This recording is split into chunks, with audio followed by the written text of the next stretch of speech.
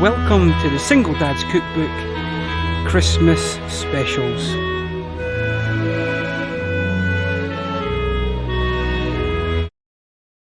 Hi folks, welcome back to another in the video in the Christmas specials. So this one's going to be a festive ham.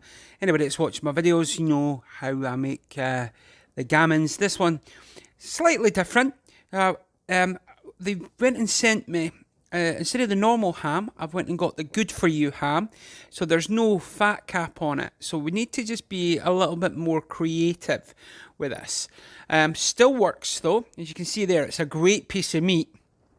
So we're going to work it out. Now, obviously gammon is the pig's hind legs, so it's quite salty. So what we're going to do is we're going to brine it first, or boil it first, I should say, and get the salt out of it. So I'm just cutting up some carrots, nice and easy, keeping the skins on, literally topped and tailed them. They go into a pot of boiling water. I've halved an onion, I'm halving it again, and then I'm going to put them into the water as well, just giving it a bit of a crush as I put it in so it separates the onion out. I've got a leek, as you can see, needs a bit of a clean, so let's give it a clean. While I'm cleaning that, I'm just going to give it a chop, keep it nice and rustic, I think they call it. But I'm going to welcome you to the channel. Hope you're enjoying this little mini series of Christmas specials. If you are new to the channel, please press that subscribe button. It costs you nothing at all, but it means the world to me. And you see there, I took a whole bulb of garlic and cut it, and I've got some herbs here now. In these herbs I've got rosemary, thyme, there's a tiny little bit of sage, but what I'm going to do is I'm going to add some more sage to that, and then I'm going to put that whole thing again in the pot with the water. Now this is the liquid that comes out of this. If you are going to make soup with it, then you can obviously take your time, cut the veggies into better, smaller pieces, all that kind of stuff. I'm going to maybe drain it and use the liquid for something else. Not decided what yet. And here's the piece of meat. So like I said, there's no fat cap on it. So what we're going to have to do, and I'll show you a little bit later, we're going to have to sort of put our own crust on it, if you will. So as you can see there, in the pot there, it's 3/4 of the way filled of water. Adding some pepper, not adding salt. There's no stock cubes or anything being added in, no stock. It's just a bit of pepper because the salt will come from the ham, the gammon itself. So just give that a stir. I hope I find you well. I hope you are looking after yourselves out there. Christmas is it can be a great time. It can be a lonely time. Okay, and with that in mind, I will be doing going live on Christmas Day for anybody who wants to join me. So after about an hour and a half, there you can see it's been beautifully boiled.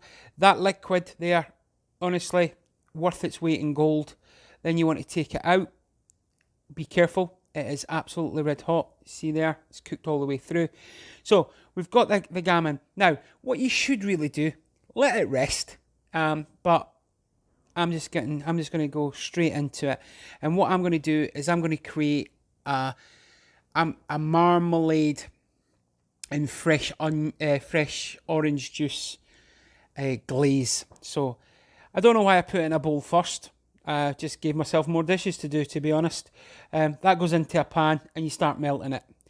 I realised as well, once I put it into the pot, that it needed more. So I had to add in some more.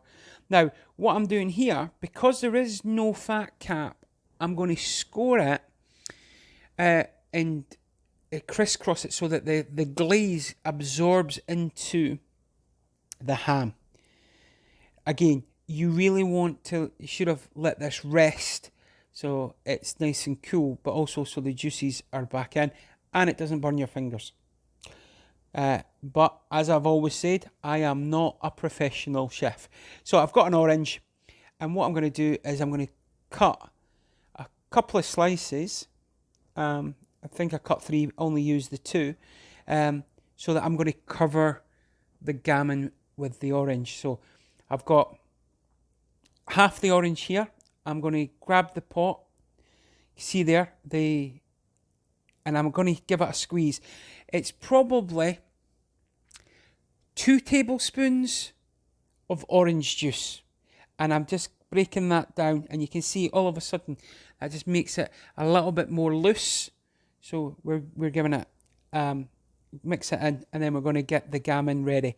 So tin foiled up a baking tray, so you don't